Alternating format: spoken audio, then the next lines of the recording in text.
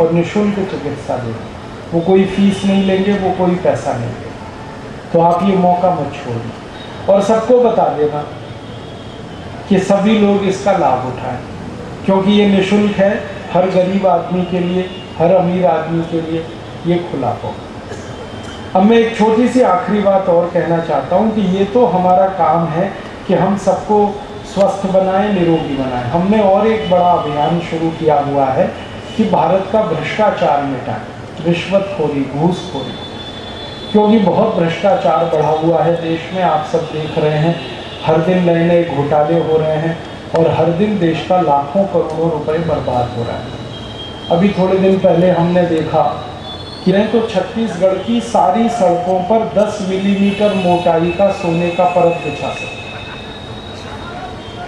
इतना बड़ा घोटाला कर दिया। इसके पहले एक घोटाला कर दिया कॉमनवेल्थ खेल घोटाला, 77,000 करोड़, बहुत बड़ा है वो। अब 1,76,000 करोड़ का संचार मंत्रालय का घोटाला, 77,000 करोड़ का कॉमनवेल्थ खेल का, दोनों मिलाकर 2.5 लाख करोड़ के ऊपर के घोटाले।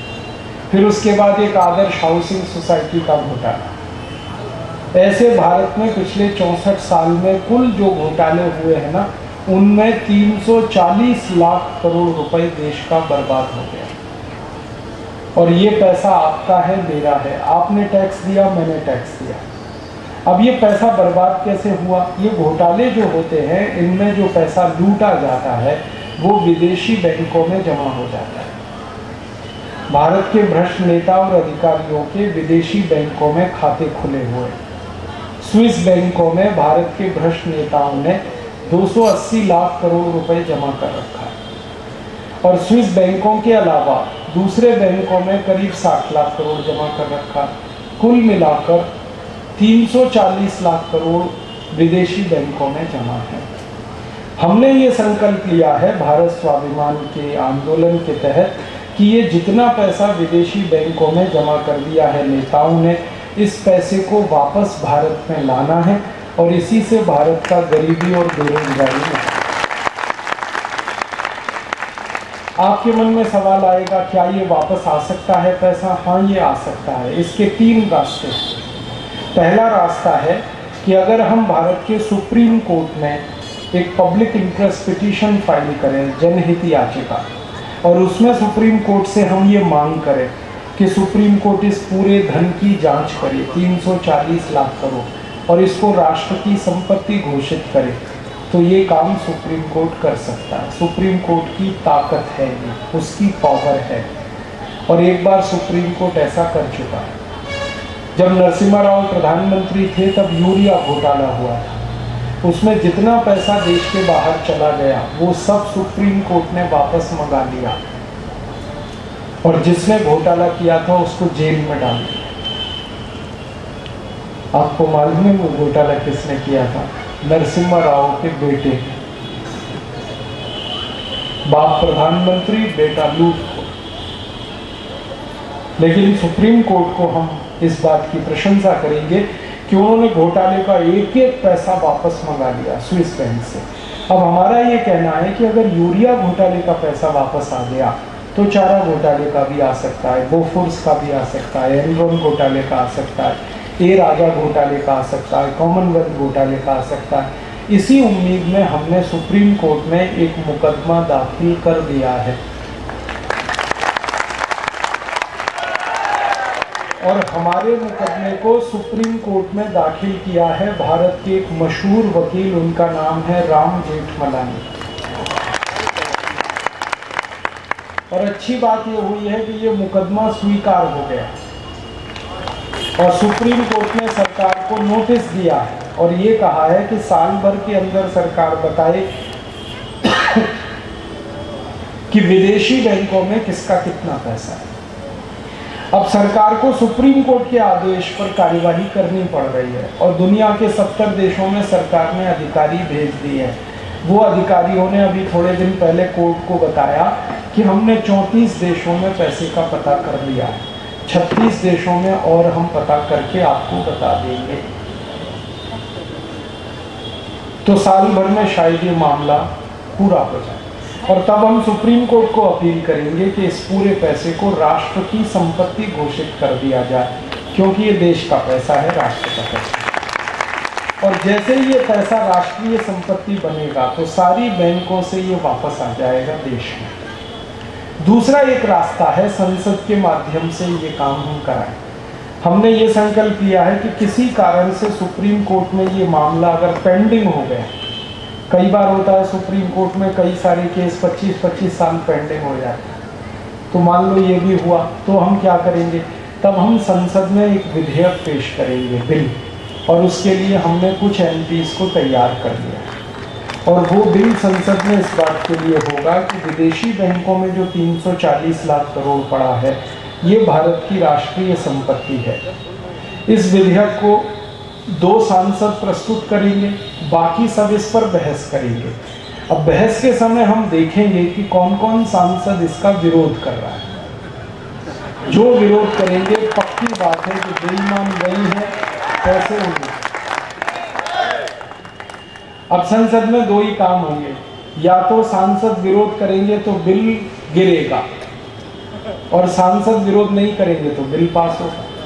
बिल पास हुआ तो कानून बन जाएगा, पैसे आ जाएंगे। और अगर बिल गिर गया तो हमारा संकल्प है कि 2014 में जब लोकसभा का चुनाव आएगा 4 साल बाद, तो भारत के 400 संसदीय क्षेत्रों से हम 400 नए सांसदों को चुनकर लाएंगे और उनकी मदद से फिर बिल पास करेंगे। हमारा संकल्प इतना बड़ा है। आप बोलोगे 400 सांसद आसानी से चुन पाएंगे क्या हम लोग? हाँ, आसानी से। कैसे? परम पूजनीय स्वामी रामदेव जी ने इसका संकल्प लिया और उनके साथ 70 और भी बड़े संत और सन्यासियों ने इसको समर्थन दिया। भारत के 70 संत हैं, परम पूजनीय स्वामी सत्यमित्रानंद गिरी, परम पूजनीय स्वामी अवधेशानंद गिरी, परम पूजनीय स्वामी गोविंद देव गिरी, परम पूजनीय स्वामी जयेंद्र सरस्वती, शंकराचार्य कांचीपुरम, परम पूजनीय मुरारी बापू, परम पूजनीय सुधांशु महाराज, परम पूजनीय डॉक्टर प्रणब पंड्या, ऐसे 70 संतों ने तय कर लिया है कि 2014 में अगर लोकसभा के चुनाव में ज़रूरत पड़ेगी तो ये सब संत पूरे देश में जाएंगे और ये चुनकर लाएंगे 400 संत। मैंने अभी ये किया कि ये सब संतों के भक्तों की संख्या पूरे देश में कितनी है वो मैंने जोड़ा, तो इनके कुल भक्त इतने हैं कि वो इकट्ठे होकर वोट डाल देंगे तो 514 सांसद जीत जाएंगे। तो ये काम तो हो जाएगा और ये काम होगा तो कानून बना के पैसे ले आएंगे और ये पैसे भविष्य में दोबारा बाहर ना जाएं, भविष्य में कोई ऐसा घोटाला ना हो और कोई दुनिया की बैंक भारत के लूटे हुए पैसे को जमा ना करे। इसके लिए संयुक्त राष्ट्र के साथ एक संधि करेंगे। ऐसी संधि कई देशों ने कर रखी, हम भी करें। और वो संधि अगर हम कर पाए तो फिर संयुक्त राष्ट्र की ये जिम्मेदारी होगी कि हमारे घोटालेबाज नेताओं के खाते जहाँ भी मिले उनको वो जब्त करवाएंगे और उनको पकड़ पकड़ के हमारे हवाले करते जाएंगे। आपको मालूम है एक अंतर्राष्ट्रीय पुलिस होती है जिसका नाम है इंटरपोल। भारत में अगर कोई ऐसा अपराधी जो यहाँ से अपराध करके भाग गया दुनिया के किसी भी देश में, इंटरपोल वाले पकड़ के हमारे हवाले करते हैं क्योंकि हमारी उनके साथ संधि है। ऐसी ही एक संधि करनी है ब्लैक मनी के लिए। हमारे जो भ्रष्ट नेता खाते खोलेंगे दुनिया के देशों में ये पकड़वाएंगे उनको।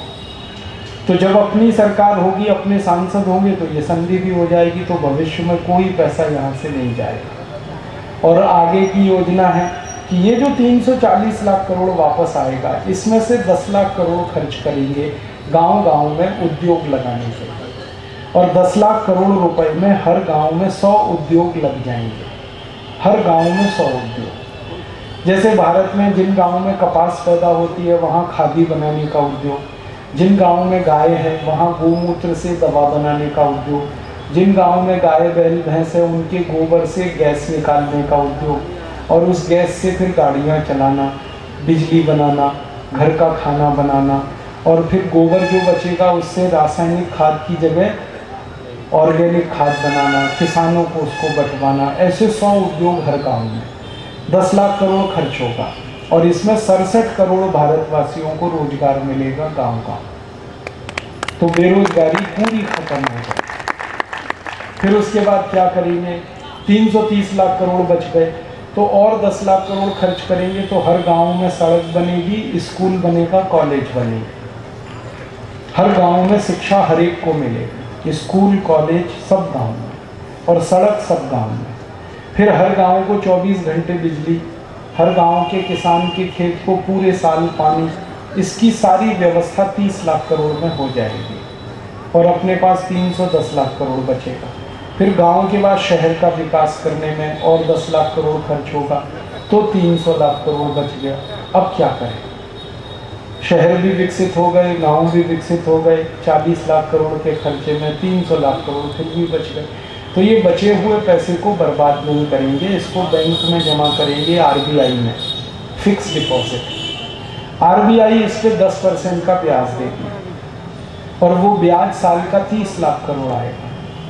और ये ब्याज इतना है कि हम पूरे देश का बजट बना सकते हैं।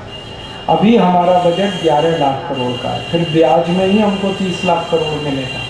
तो किसी भारतवासी से एक पैसा भी टैक्स लिए बिना हम बजट बना सकते हैं। किसी से टैक्स नहीं है, सारे टैक्स माफ कर देंगे। और टैक्स माफ करेंगे तो हर चीज़ सस्ती हो जाएगी। पेट्रोल अभी 60 रुपये लीटर है, वो 16 रुपये लीटर हो जाए। डीजल 40 रुपये लीटर है, वो 7 रुपये लीटर हो जाए। केरोसिन 20 रुपये लीटर है, वो 3 रुपये लीटर हो जाए।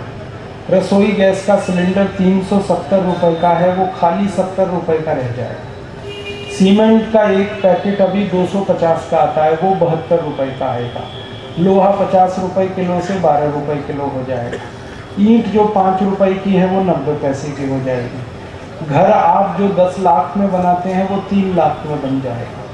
रेल का टिकट जो 100 रुपये में लेते हैं, वो 22 रुपये का हो जाएगा।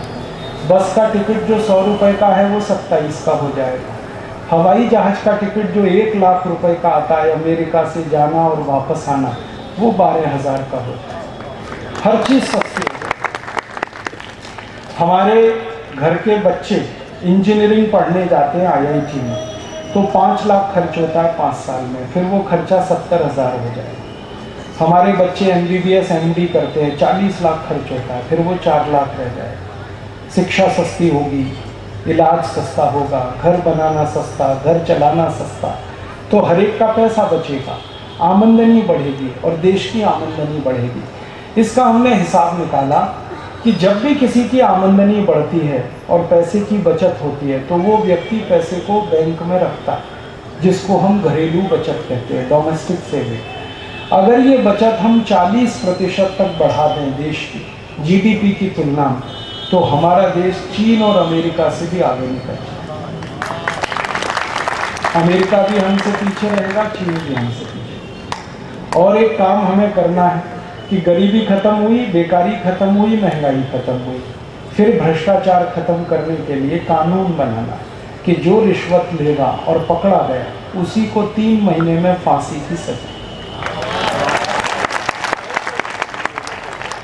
और जिस दिन 2, 4, 10 नेताओं को आपने फांसी पर लटकाया, बाकी सब सीधे हो जाएंगे, फिर कोई रिश्वत नहीं।